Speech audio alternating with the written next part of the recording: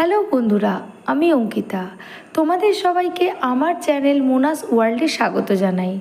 আজকে তোমাদের সাথে যে রেসিপিটা শেয়ার করব, এটা ওই চিংড়ি মাছের যে বড় চিংড়ি মাছটা ছিল সেটারই রেসিপি।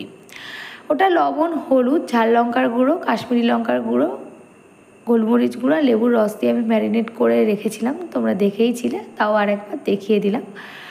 আর হ্যাঁ, একটা ইনফরমেশান দিয়ে রাখি, তোমরা যারা আমাকে চেনো তারা আমাকে বলছো যে বাঁধাকপি দিয়ে চিংড়ি মাছের রেসিপিটা কোথায় গেল।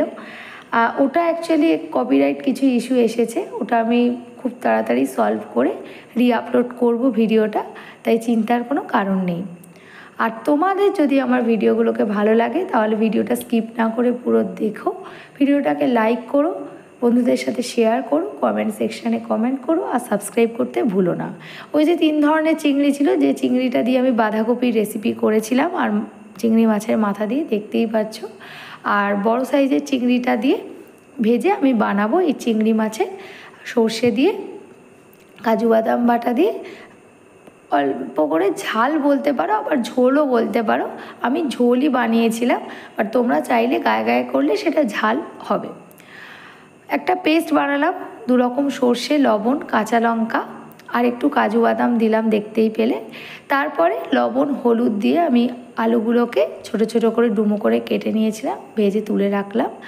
তারপরে সর্ষের তেলের মধ্যেই আমি একটু গোটা জিরে, একটা শুকনো লঙ্কা আর একটু পেঁয়াজ কুচি দিচ্ছি। ফোড়নে ওইগুলো ইউজ করেছিলাম। এখানে কোনো তেজপাতা ইউজ করবে না, কারণ চিংড়ি মাছের সাথে তেজপাতা ভালো যায় না, সেই জন্য আমি জাস্ট গোটা জিরে আর শুকনো লঙ্কাই ইউজ করেছি। তারপরে একে একে একটু গ্রেটেড আদা, গ্রেটেড রসুন ইউজ করলাম। এবার ভালোভাবে এটাকে ভাজতে থাকবো।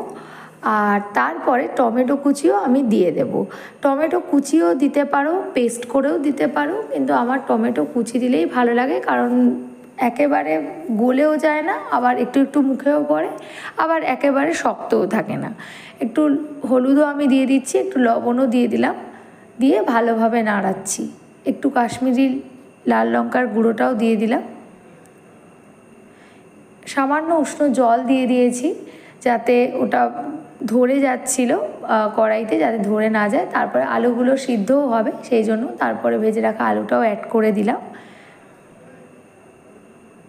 এবারে আলুটা সিদ্ধ আর তেল সেপারেট হওয়া অবধি আমি এটাকে শুকনো করে নিলাম কড়াইতে। তারপরে দেখতেই পেলে যে আমি একা, যেহেতু এক হাতে রান্না করি, এক হাতে ভিডিও করি, সেই জন্য আর সেইভাবে পুরো সর্ষে বাটার যেটা দিলাম সেটা দেখানো হলো না, কিন্তু